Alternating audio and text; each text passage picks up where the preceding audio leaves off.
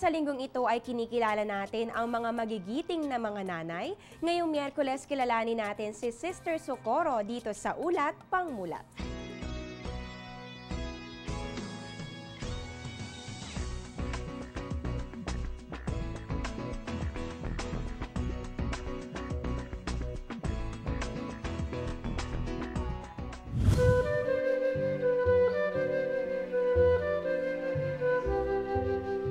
Pag-aaruga is really from the time they wake up. Hindi kinakailangang magluwal ng anak para tawaging nanay. Dito sa isang charitable institution sa Quiapo, may madring tumatayong nanay sa mga bata at matatandang tinakbuhan ng pamilya.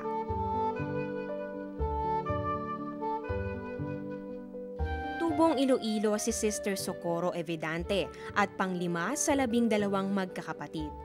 Kasalukuyan siyang naglilingkod bilang tagapamahala ng Hospicio de San Jose. When I was asked to come here, gusto ko naman kasi this is the life I wanted really. Diba?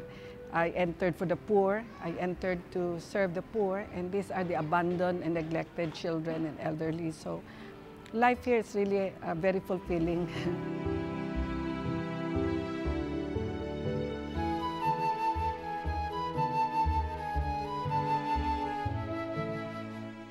Pagdating sa trabaho, talagang masaya dito.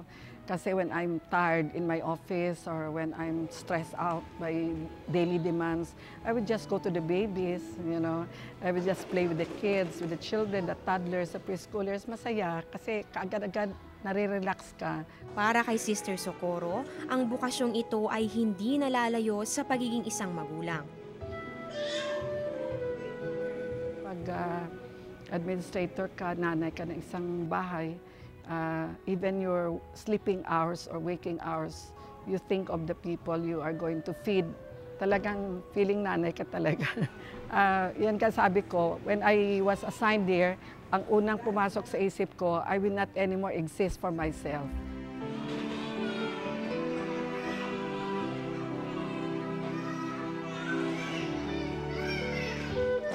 Pang-araw-arang pagmamahal mo sa mga tao dito at pag-aalaga sa kanila, talagang naimpok mo ng langit. Kaya yan ang pinakamasaya siguro dito. Alam mo na you're doing God's will. Damang-dama mo yung providence of God. At kahit abala si Sister Socorro sa kanyang trabaho, naglalaan pa rin siya ng oras para sa sariling ina. Sweet loving. I love her.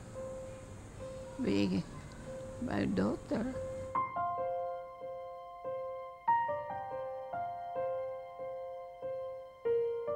Ina ang ilaw ng tahanan, kaya si Sister Socorro nagbibigay liwanag sa mga taong may sangang landas at maaaring maligaw sa kadiliman.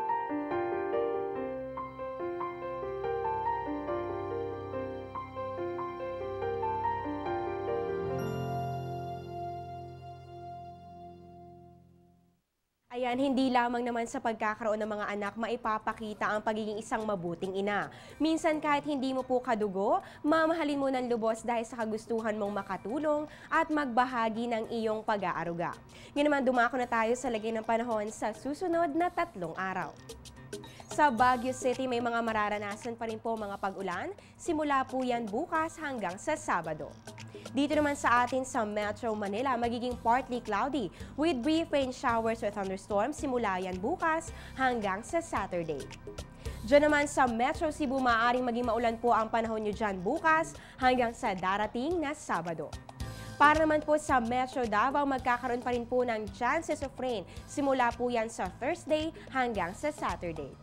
At para naman sa mga taga-Zamboanga, malaki pa rin po ang posibilidad na makaranas sa mga pag-ulan o pagkidlat pagkulog. Simula po yan bukas hanggang sa Sabado. Ngayon naman alamin natin ang lagay ng temperatura sa tourist destinations ng bansa. Mainit na po dito sa Anilao, Batangas na meron pong 24 to 34 degrees Celsius. At dito naman po sa Banawe Rice Terraces, meron lamang 15 to 24 degrees Celsius. Dito po sa El Nido, Palawan, mataas po ang temperatura. Yan ay aabot ng 26 to 33 degrees Celsius. At dito naman po sa Camiguin Island, meron pong 22 to 33 degrees Celsius. Para tulungan kayo kung kailan nga ba ang dapat na panahon na pag-e-enroll, ito po ang tamang oras.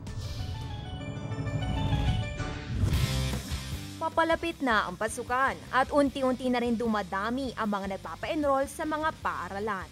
Bago pumunta sa eskwelahan, alamin din ang dapat dalhin ng mga dokumento gaya ng birth certificate o baptismal certificate. Karamihan sa mga eskwelahan ay nagsisimula ang enrollment ng alas 8 ng umaga.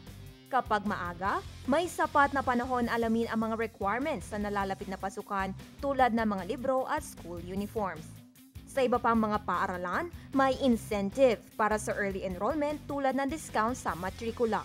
Malaking tulong ang maagang enrollment. Maiiwasan mo ang pagmamadali, kaya siguradong magagawa mo ito ng maayos.